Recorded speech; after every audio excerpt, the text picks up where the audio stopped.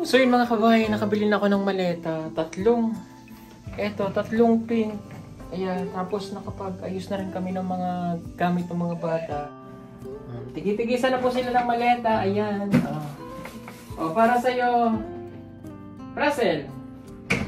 Ayan. Para sa'yo, Julian. Pink lahat. Para sa'yo, Mia. Ayan. O, sige, buksan ninyo. Naka-plastic pa yan eh. Ayusin na natin yung mga damit po nila para maislagay na natin dyan sa kanila. Huwag yun sirain ng plastic! Sayang yan! Basurahan pa yan! Kani ba? Sige na?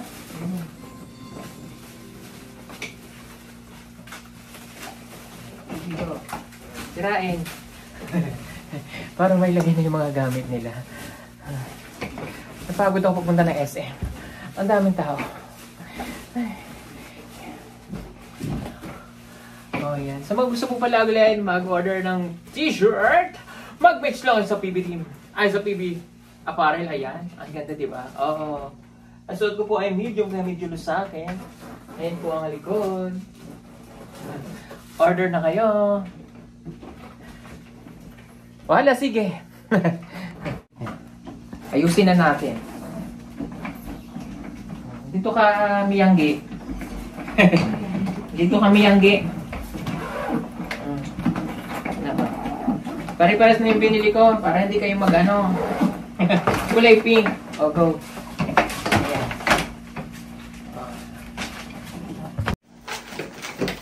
O, tika muna. Bago natin ayusin yung ano nyo. O, sige. Dyan, ilatag mo dyan, Russell, sa'yo. O, ayan. O, tanggalin mo yung ekes. Russell, buksan mo yun sa'yo. Buksan mo. Yan. Dali, may lalabas niyang bata. Char.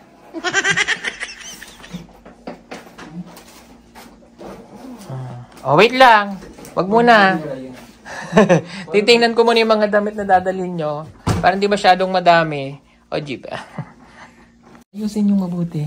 Para matuto kayo. Titingnan ko mamaya kung maayos, ha? Ayusin ang tiklop. Russell, asan ang damit? Buhatin mo doon. Dali, buhatin mo. Ayan. Huwag na yung sapatos. Iwanan sapatos. Susuotin mo yan bukas.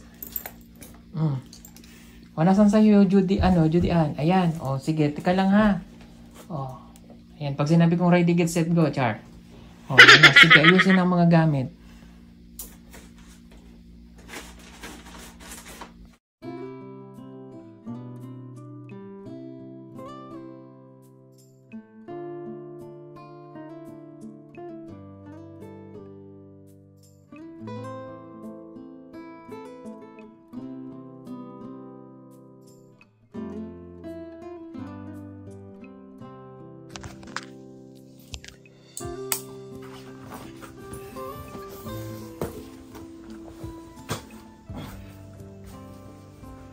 Na sa'yo, Judy Ann.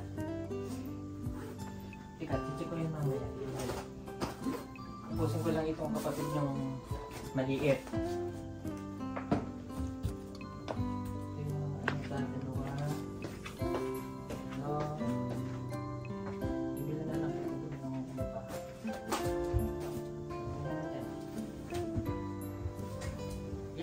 Ilan ang pante nyo? Nasaan yung mga bagong pante?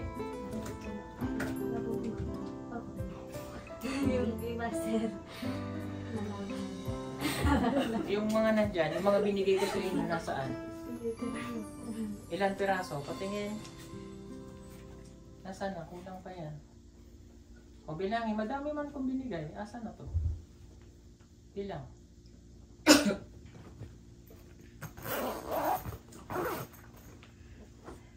Yan na. Sige. Asan pa yung damit mo? Yan na lahat? Asan pa yung iba? Tay. Kaya akong suot doon.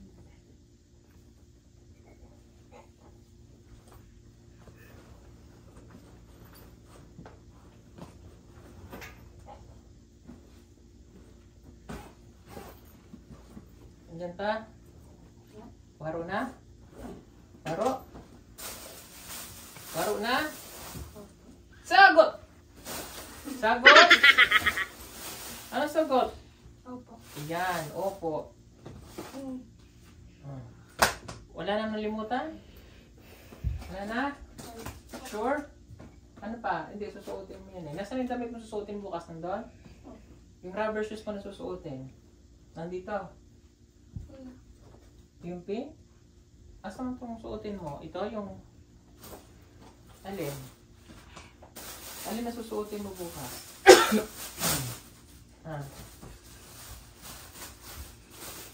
Alin rubber shoes? Ilalagay natin sa plastic. Ito, jacket kayo. Ayan. Ayan na to. Sa'yo to? O, awakan mo to. Okay na? Asan ang sapatos mo? Alin susuotin ng sapatos? Anong wala? Di ba mayroon ka dyan? Nasaan? O, ayan. Mamaya pupunasan natin para matanggal. Ano, punasan mo na? Pupunasan mo mamaya, ah. Mamaya na. O, sige. O, tapos na si Jude, ay si Kuan. Tapos na si Aling Maliit. Nasaan yung... Ayan. Alin na susuotin mo? Ayan. Ang susuotin mo bukas, ha. Punasan na lang. Hindi ba kasya kay ano yan, Judy Ann? Ay, kay Kuan? Mia? Patingin tayo. Ikaw, asan ang rubber shoes mo?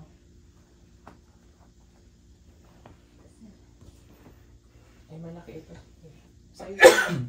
Adalin mo yan sa may... Yun na, meron naman siya doon. Yun na lang pupunasan natin. Si Russell may isa pa doon. O, okay na to? Wala nang nalimutan? Okay na? Okay. Teka, nasaan ang bag mo? Wala itong bag na maliit. Asan ang bag mo maliit? Ikaw, darling. Nerds and Vidas. Yan, yan. Ano, okay. Teka. Punta natin.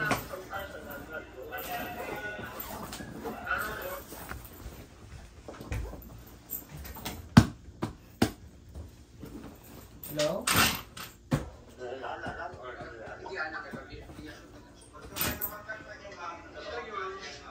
Okay naman po sa yung papaganda sa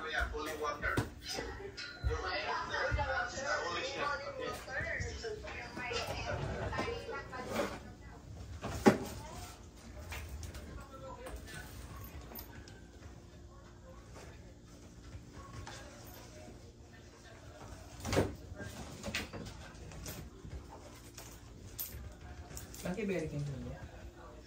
Bakit kayo niya?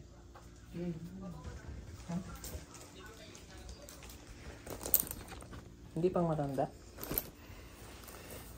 Ganyan pa rin siyang mature. Tingin nga, Mia.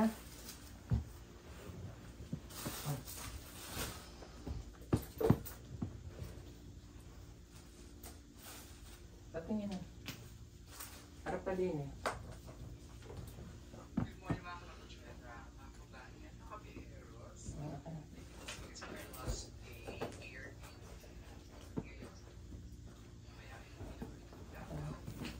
Tingnan mo yung load na sana to.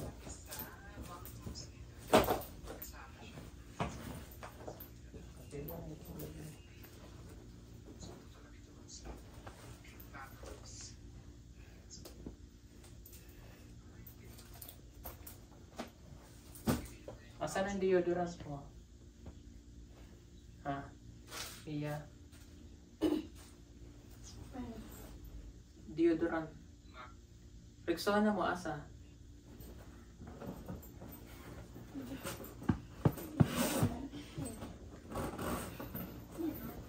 Oh, akin na.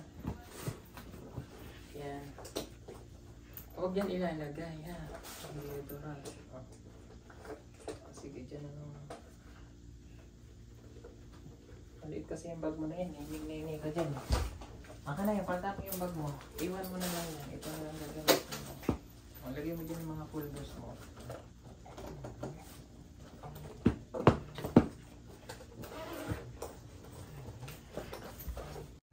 Ayan, okay na yan sa'yo. O, sige nga. Lakad mo. O, lakad. Yan, ganyan. Very good. O, sige, mauna ka na sa Manila. Char. O, halika dito. Ang kalat na ng bahay natin. Ang kalat na. Ay, sus. Maliit lang kasi yung space eh. O, next. Okay ka na, Judy Ann? Okay na sa'yo? O, wala ka nalimutan? Waro? Okay, isara mo na. O, mali ang pagsara. Ayan, o yan, o yan, yan. O, dandahan. O, sara mo, nandun eh.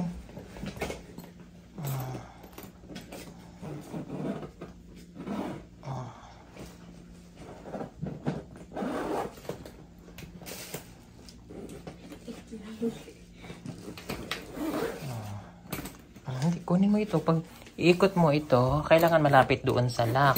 Diba? Mayroon tayong lock. Ayan o. O, tayo mo, tayo mo. Tindog na. Ayan, dapat.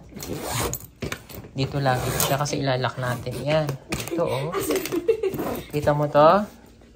Ayan, ilalak natin yan dyan bukas. Okay? O, susunod na si Ate Russell. Inaayos niya lang yung kanya. Natin kay Ate Russell. Wow, ang daming baon ni Ate Russell. Ayos niya magtiklop, oh. Tingnan niyo si Ate Russell, oh. Marunong siya magbiyahe. Marunong yan siya magtupi, oh. Tingnan niyo maayos. May surgery.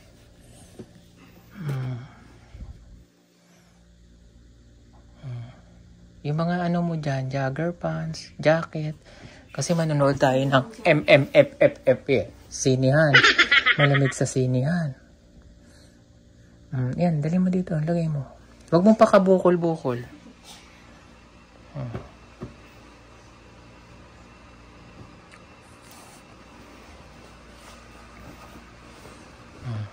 Ayos pa si Ate Russell. Siya na lang po. Tapos na kami.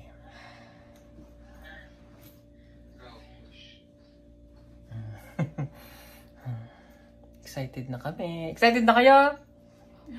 Okay. Excited na rin ako. Ate Russell. Sige. Nasaan ang bag ni Ate Russell? Patingin. Ang dadaling bag. Patingin ang bag mo. Ito. Yan. Ganda. O, nasaan ang kay Judy Ann?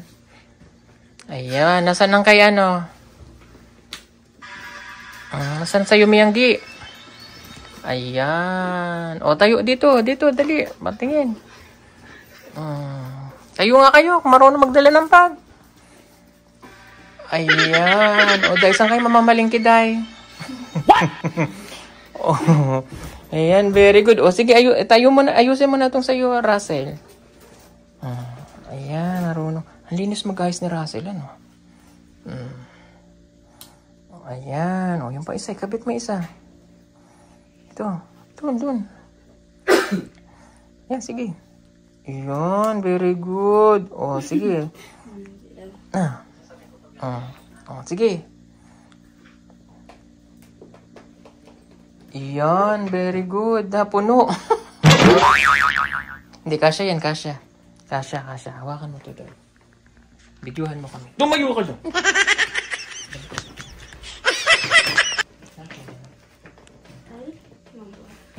Dito yung mabuha. Ito lang. Ano ba yung makapal mo? Ito. Kasi ano. Pero makapal yung gawa mo.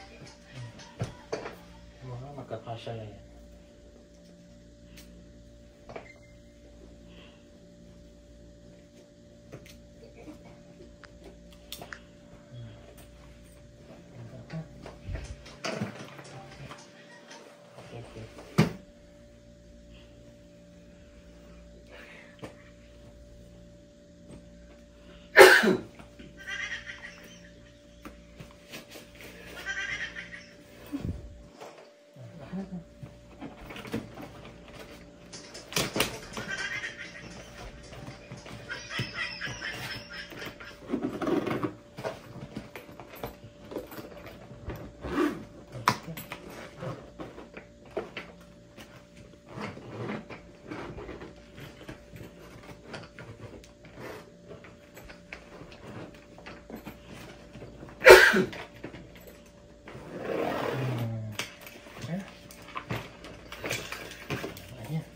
Ito isang sirase.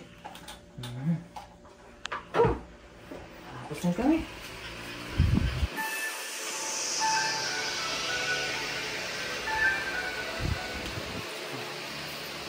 Amiya, pulutin natin mga kalat. Ilagay din sa basurahan. Pulutin mga kalat. Lagay din.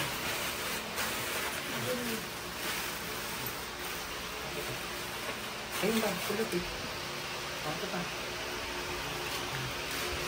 Tapos,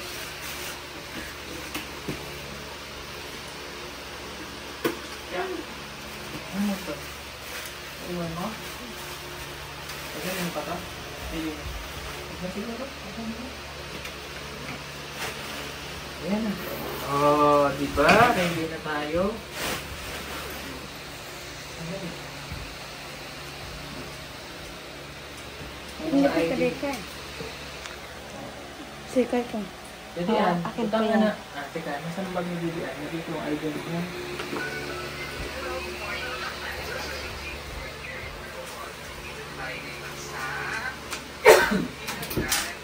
Iya, lagay mo sa bag mo. Huwag niya itamba. Lagay din. Dito muna lagay yung mga bag.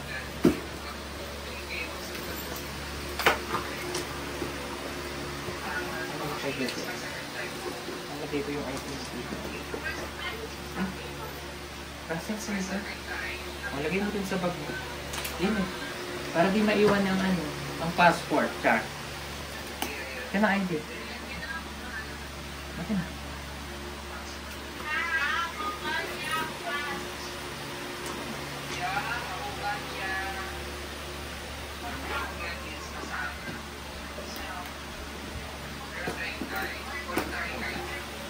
Ayusin mo ang sakit ng ano. Ayusin. Ito. Lagyan natin ang pangalan. Alin yung sa'yo dyan, Judy Ann?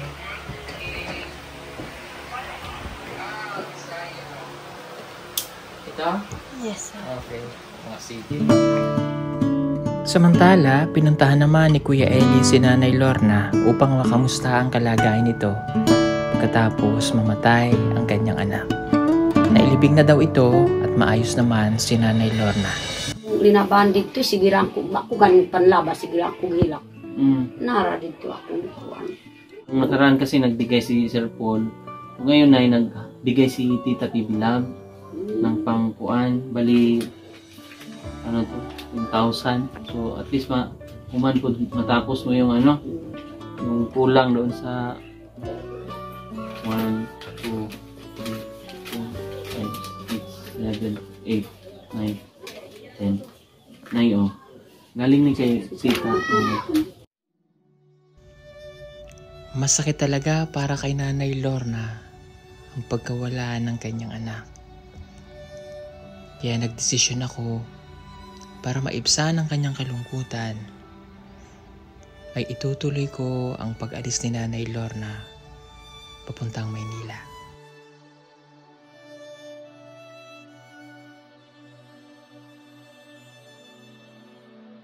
Nagbilin rin si Sir Paul na siguro pagkatapos daw ng pagkatapos ng Pasko, muanhi lang ni diri. Salamat. Sundoon lang ka, pero prepare na lang daan. Naka-prepare naman yung mga gamit mo na no? Wala na mga bala. Pero yung mga bata, medyo kalat-kalat kasi. Yung na-rebook na yung ticket nila, kaya hindi makasabay. Si nanay na lang kasi ano to adult na. So wala nang problema sa diretso na si nanay.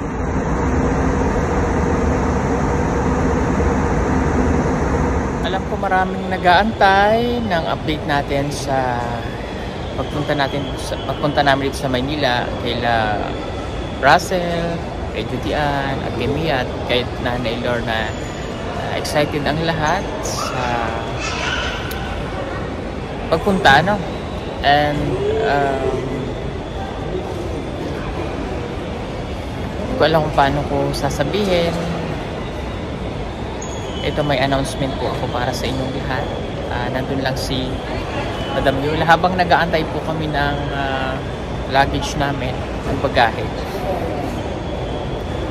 Meron lang po akong mahalagang sasabihin sa inyo. Panoorin niyo po ito. Good morning po sa inyong lahat mga kabayan. At yun nga po ay nandito na ako ngayon sa Laguna. Nagbiyahe na nga po kami at nakarating na ako dito. At mga kababayan, gusto ko lamang pong ipaalam sa inyong lahat na sila Mia, Judy Ann, Russell at si Nanay Lorna ay hindi po natuloy ang aming pag-alis. Nalulungkot po ako sa naipaalam sa inyo, pero ang lahat pong ito ay mayroong dahilan at hayaan nyo pong ipaliwanag ko sa inyo dahil alam pong maraming maghahanap, magtatanong at maaaring masabi na sinabi nyo, pinangako nyo, pero bakit hindi nyo nagawa? Okay, unahin ko muna yung kay Nanay Lorna dahil yun nga, alam nyo naman na na-vlog din namin nawala yung anak ni Nanay Lorna o namatayan sila ng anak, kaya hindi po natin naisama si Nanay Lorna. Pangalawa, ito nga po sila Mia, Russell, and Judy Ann. Okay, ang senaryo po ganito para mas maintindihan po ninyo. Sila po ay hindi kagaya ng mga halimbawa, Bisaya na pwede nating i-travel na walang masyadong requirements. Okay? Pero ganun pa rin naman, Bisaya or Katutubo, may requirements pa rin na kailangang isubmit or isubmit sa airport, lalo na kung minor ang inyong daladala at hindi kasama ang kanilang guardian or ang kanilang mismong mga magulang o kapatid. Okay, sa kanila pong sitwasyon, dahil sila po ay Katutubo, kung matatandaan nyo ang ginawa po namin na paraan para maialis natin sila ni Nita at si Mylene, ay dumaan po kami sa proseso sa kanilang ADMO. Okay? So, dahil hindi pa po namin nakompleto ang requirements nila dahil ginahol tayo sa oras, nagkaroon pa po ng earthquake, na yung ibang opisina ay hindi bukas at yung ibang mga opisyal ng ADMO nila ay hahanapin pa namin kung saan namin matatagpuan. Itong kaila ni Nita at Mylene, kina Judy Ann, kina Mia, iisa lang ang ADMO nito dito sa Pahibato District, yan sa may Paradise Impact. Alam na namin.